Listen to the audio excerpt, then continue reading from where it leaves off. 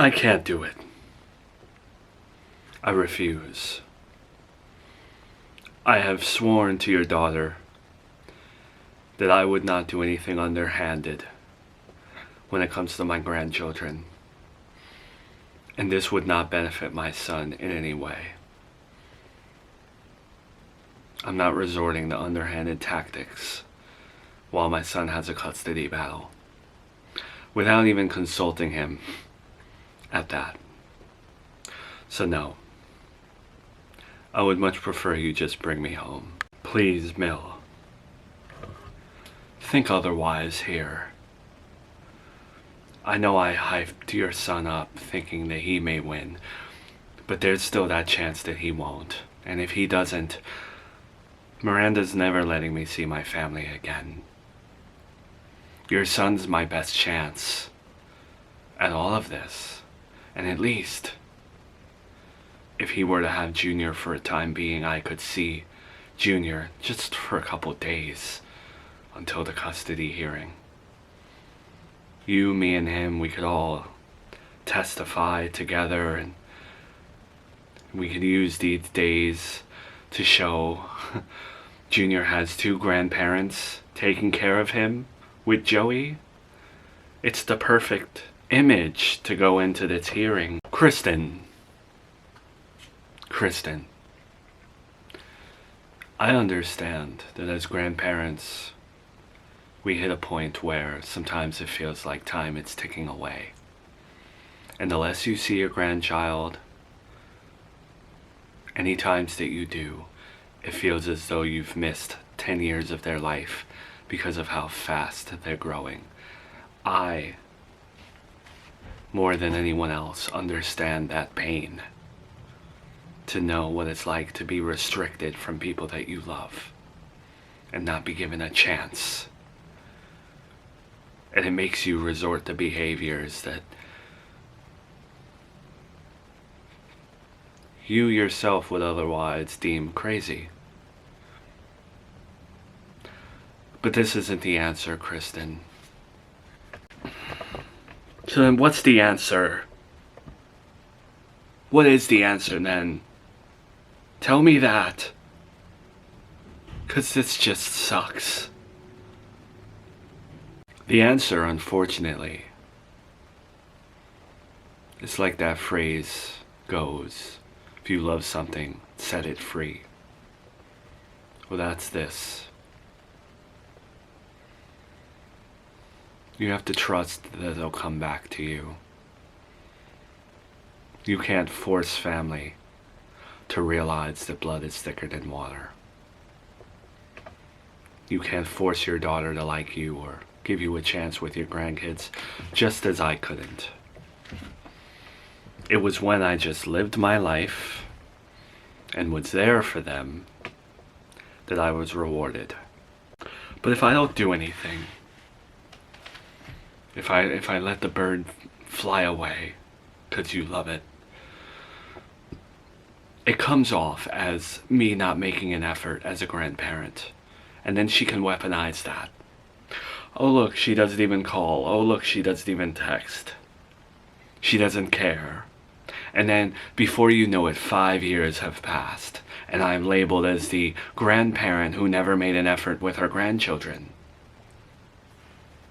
So I cannot just sit by and let what I love free, because it comes off as I'm not doing anything. There's a big difference, Kristen, between two things. You've learned a lot from me, but unfortunately you've learned the worst parts about me. The parts that I want to forget. The parts that I have to constantly stuff away. My instincts, I have to always push them down. The difference between trying to see your grandkids versus being there for them, it doesn't take much to just be there. And I know you're restricted, but come Thanksgiving, send Miranda a card. Send the grandkids a card. That's it. Hope you all are doing well. Give them a voicemail. Even if the first couple years go unanswered, you keep things up like that. Send a birthday card for Junior. Send a birthday card for Charlotte. Offer to do uniforms for their school. Little things like that. Check in, be genuine. Those little things add up. If you don't do that, there's no effort. But also if you force your way into this situation and you beg and plead and become toxic in that way, it's not going to work either. I know it's hard to just send a card and a voicemail, but that's all you can do. We certainly cannot go in there and take them physically. I won't do that. And I suggest you don't do that either.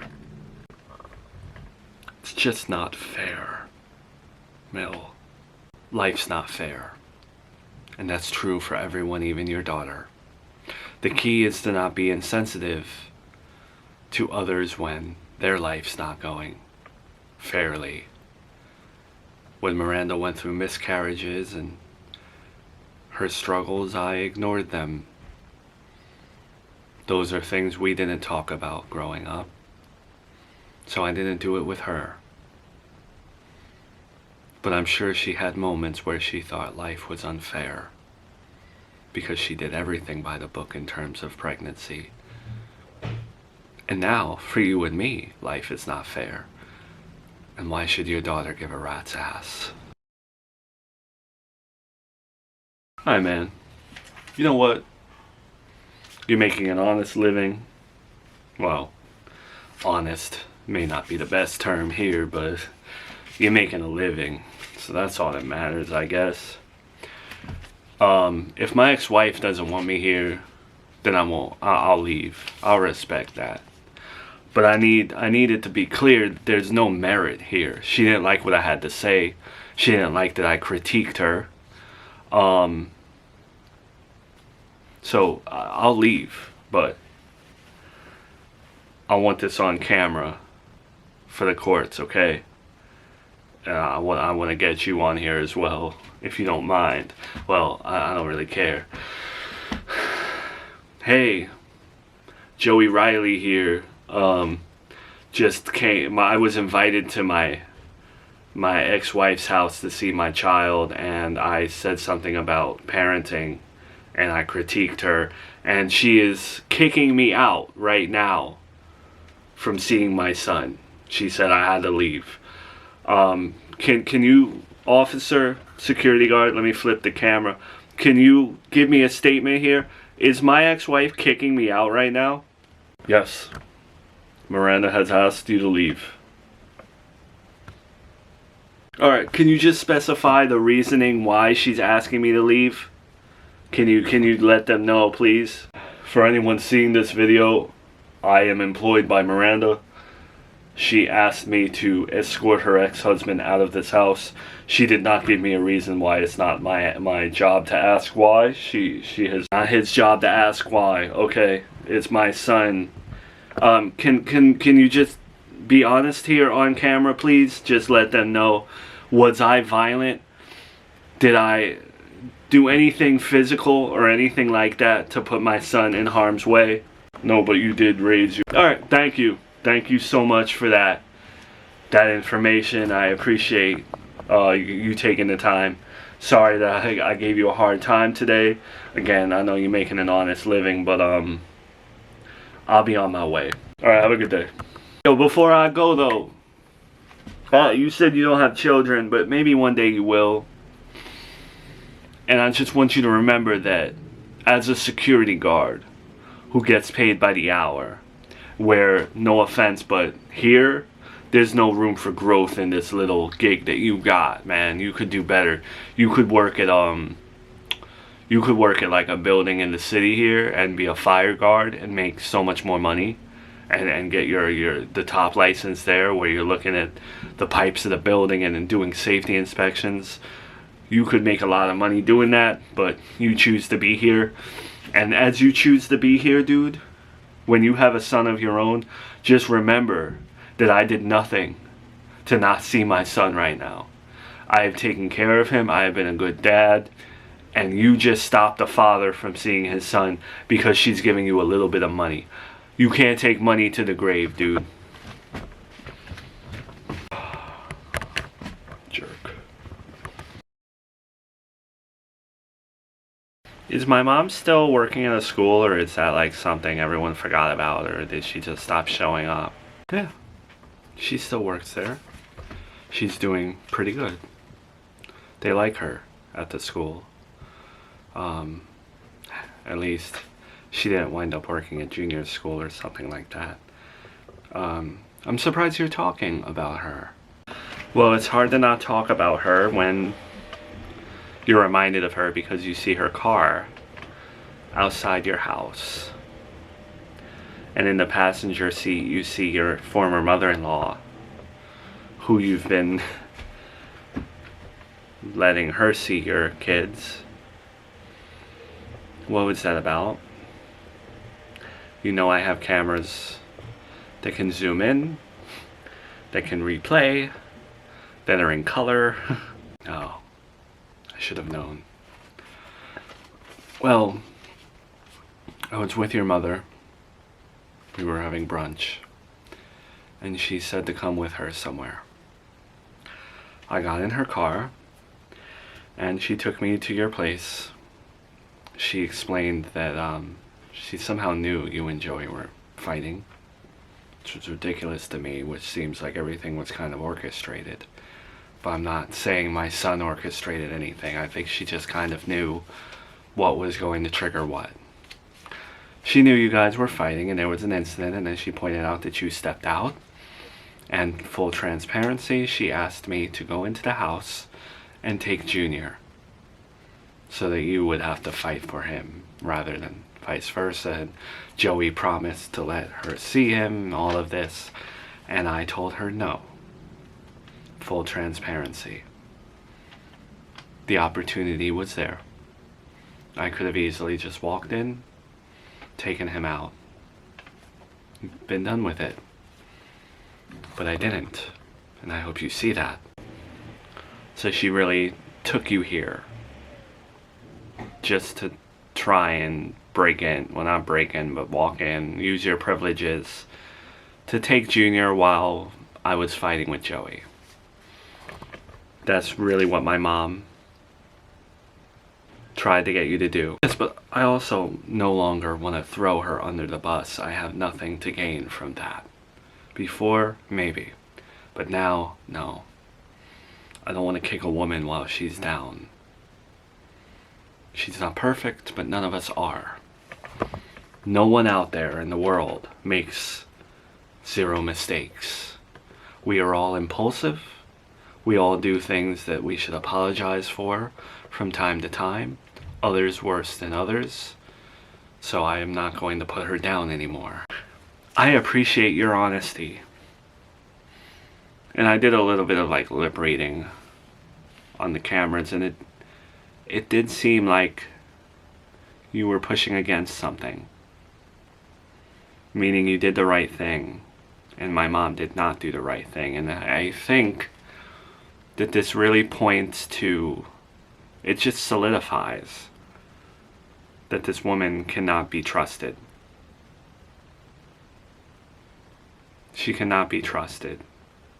She does not deserve any chances. If you even have an inkling of a desire to take my children behind my back while I am dealing with buffoonery, she's not getting anything out of me ever. Let me just say this on behalf of Kristen, because I've been in her shoes. And me and her are young. Okay, I'm in my 50s. And I still feel young. But when you are restricted from seeing certain family members, you feel old. You feel like your hourglass is ticking away. At least in my case it did. Because you know, I don't have many hobbies. I don't have a lot going on. Not making new friends at my age.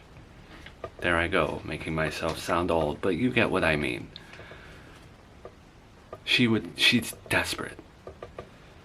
She is. She just wants a chance to be a grandma and to fix her mistakes, as bad as they were. And you have forgiven and forgotten everyone else. We aren't focusing on the past, but you can understand how she can be a little upset, being that she is the only one that doesn't get that privilege. Well, Mel, I'm hurt too. And I can't say that enough. I can't say it enough. But I know you're not perfect. And you may not care about any of this right now, but you've proven to me, just like my dad has, that your loyalty stands on my side. And I appreciate that, because even when your son was doing what he was doing, you didn't cave. And I won't. I can't do joint custody with this man. His true colors are still there. They have not changed underneath. He's still toxic. Maybe he's a good dad. Maybe when he's with Junior, he turns that toxicity off. But when he is dealing with me, and when we have issues that go contrary to one another, when we have beliefs, different beliefs in schooling, whatever, he becomes that monster again. So joint custody is not going to work with him. Well, that's for the judge to decide. I got it all on tape, Ma. Kicked out of my ex-wife's. She invites me to kick me out. How's that gonna sound in front of a judge? The $1 million question here, though, Joey, is why the hell did you have to escalate things like that?